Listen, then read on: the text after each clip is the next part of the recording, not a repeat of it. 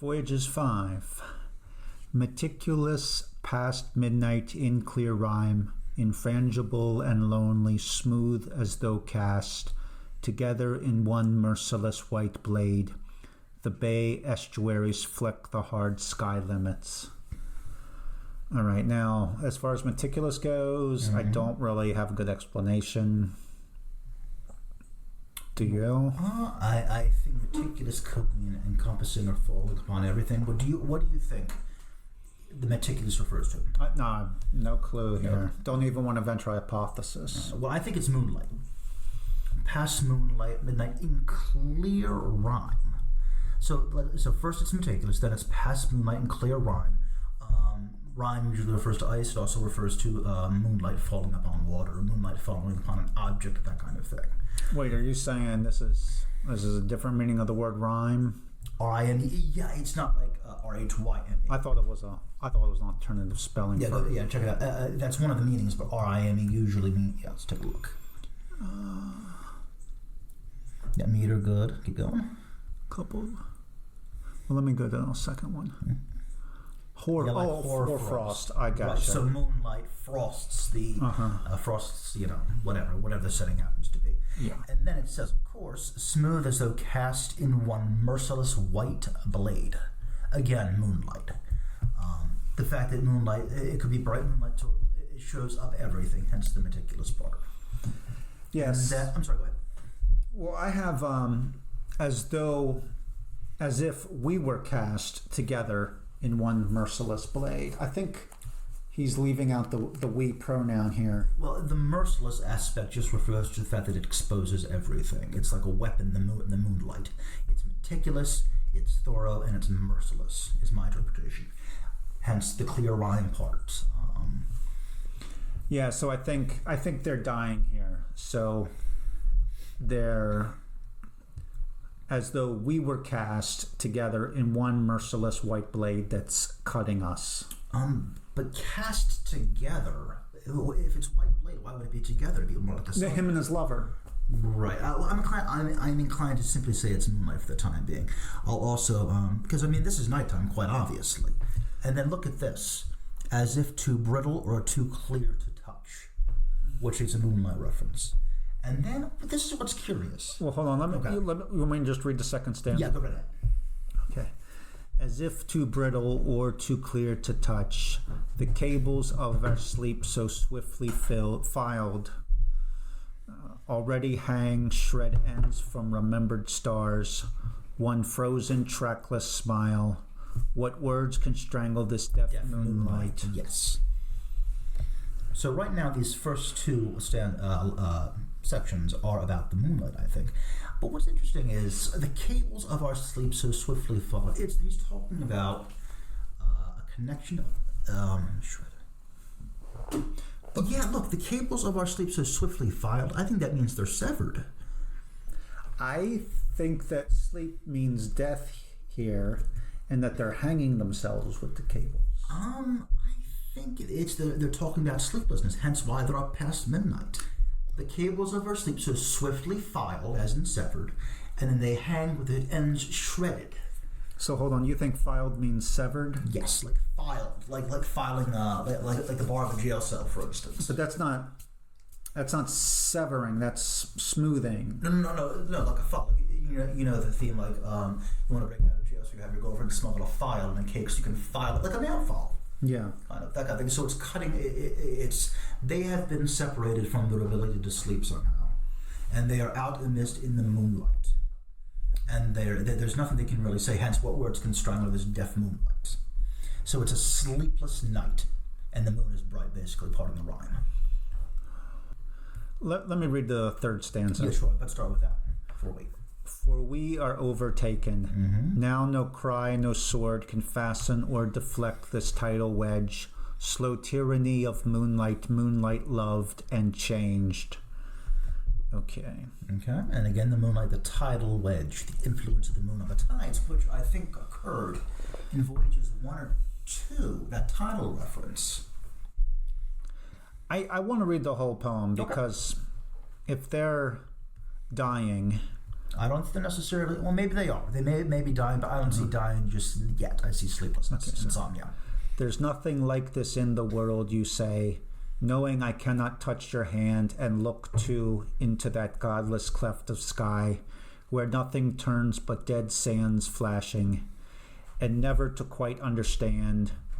No, in all the argosy of your bright hair I dreamed nothing so flagless as this piracy.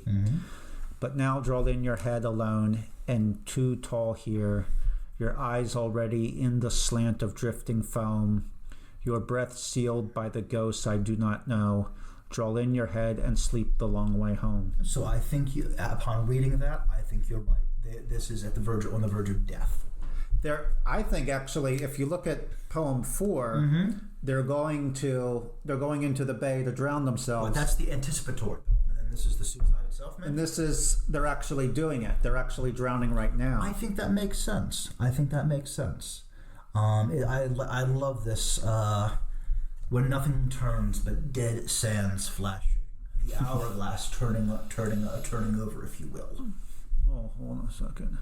Where nothing turns but dead sands flashing. Ah, yeah, you think that refers to the hourglass. Mortality, that kind of thing. So they're severing themselves from the mortal world, if you are. Okay, so let's go back. Now that we agree that they're drowning. Yes.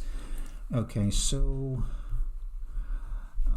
I like this. So let's look here. So no cry, no sword can fasten or deflect this tidal wedge. Those are, that's the influence of the waters separating them. And then in the next stanza, knowing I cannot touch your hand.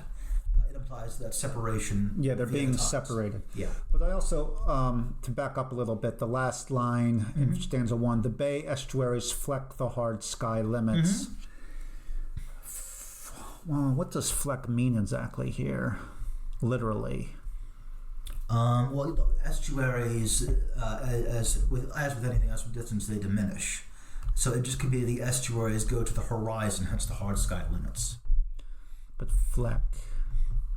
To spot. The estuaries, they diminish. They're just dots on the horizon, basically. Oh, yeah. Okay, so the bay estuaries, they become flecks. Yes, with the diminution of the distance. Because they're going out of the bay into the ocean. Yes. Okay, so yeah, they're going out into the ocean. The bays they become flecks. Yeah, the estuaries become flecks in the distance, and the hard sky limits is the horizon. So, getting back to this, yes, the cables of our sleep so swiftly filed. Maybe that doesn't refer to death. Sleep doesn't refer to death. It refers to their past life together. That's what I'm thinking. They've been asleep all this time until death. And the cables of sleep so swiftly filed, that's the act of suicide. Yeah. Shred ends from remembered stars. Again, separate. That's severance. But then they take that... I'm sorry, go ahead. No, you go ahead. And then, so we are overtaken. That could refer to death, the tidal forces, etc. Well, hold on. Let's actually... One frozen, trackless smile. What does that mean? I think that is just the moonlight itself, or the landscape in the moonlight. No, I'm not sure I'm convinced that one frozen, trackless smile. It could be the landscape or the sea, for instance, in the moonlight. But it could also be their past life was a smile, and now that they're committing suicide, that I'm sorry. kind of like when you hang yourself, your smile becomes frozen. No, I think that would be reading it too deeply into it. I mean, it follows what words can strangle this deaf moonlight. I think it's a frozen, trackless smile as a reference to the moonlight in general, or the landscape in the moon.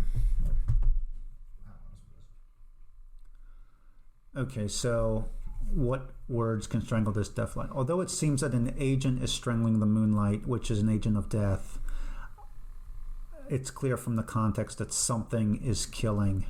So it's not that the moonlight is being strangled.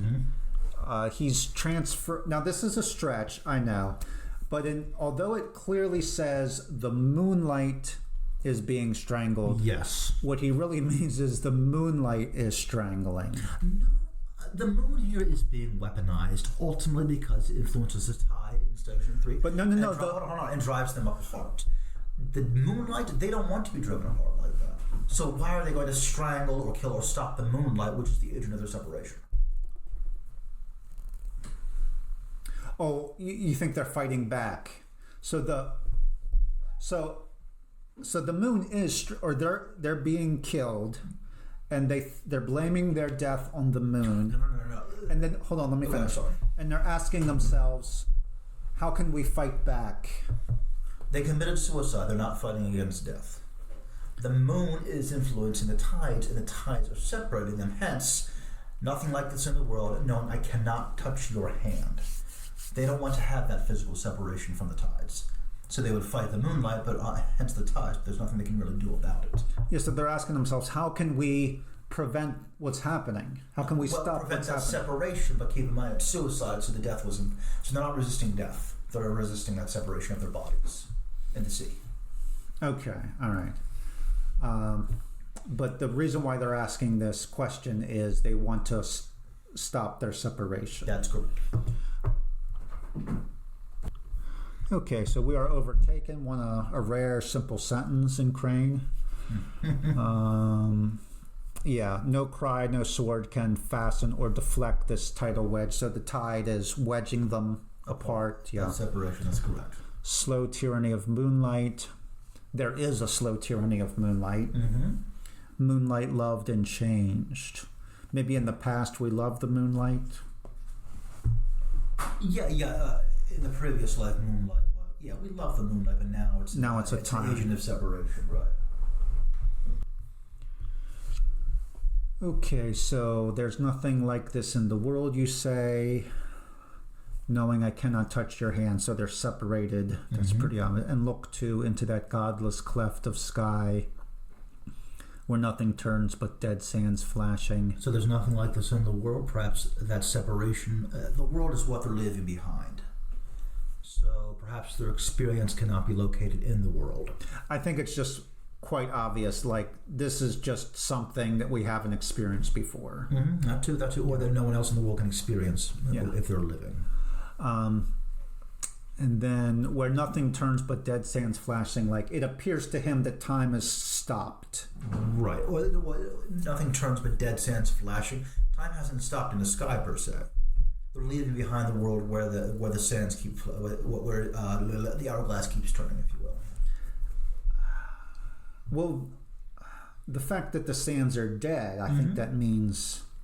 Well, keep in mind it's a godless cleft of sky. So when it says dead sands flashing, because it says flashing, so there has to be that movement. Dead sands, maybe time is without potential, time is without significance, that kind of thing. Yeah, something along those lines. Okay, so, and never to quite understand, no, in all the argosy of your bright hair, I dream nothing so flagless as this piracy. So Argosy, it's a merchant ship in Venice. So they're drowned, and he's looking. They're in the water, so he's looking at her hair, and the hair reminds him of these ships in Venice. Right. But then it says flagless as this piracy. Perhaps the fact that she is acknowledging nothing can be understood. So she's sacrificing, perhaps the inability to understand something. Her acknowledgement would be a piracy. We can presume maybe she was an intellectual, she knew many things, and now this piracy, it's something beyond her understanding. I think piracy is a symbol for a bad event. It's at least... Well, it's the bad event, that resignation that she doesn't understand and cannot understand. No, it's the they're drowning in the ocean. But it says the argosy of your bright hair. We're talking about her head. So the piracy is like a cognitive defeat, I think. Is a what? Like a cognitive defeat. She can't, something she cannot understand. So she's making the piracy refers to she cannot understand, never quite understand. And he's expressing something like disbelief at this. He never anticipated that with her intellect. Well, let's at least establish who says never to quite understand. Is it the woman or the man? The woman. Yeah. Okay. Yeah. Yeah, because she's the one that says there's nothing like this in the world. So she's the one that doesn't understand that. Right. And then he says, on the contrary,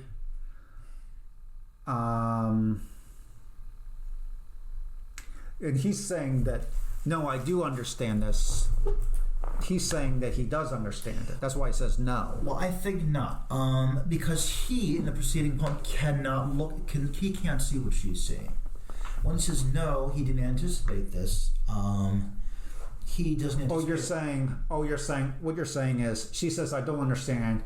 And what you're saying is he's very surprised by that lack of understanding. That is the piracy she's been on. He's agreeing with her. Yes, it's something she can't understand, and that stuns him. Yeah, and he also says, not only do you not understand, I also don't understand. Right, but I'm astonished that you don't understand.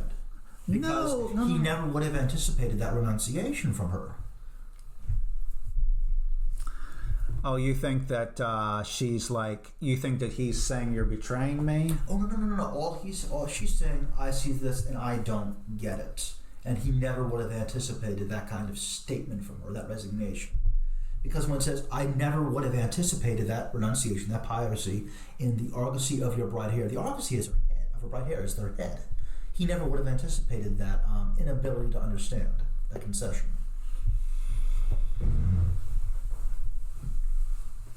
You could say that, but you could also say that, well, the alternative interpretation, which I'm not sure I believe anymore, would be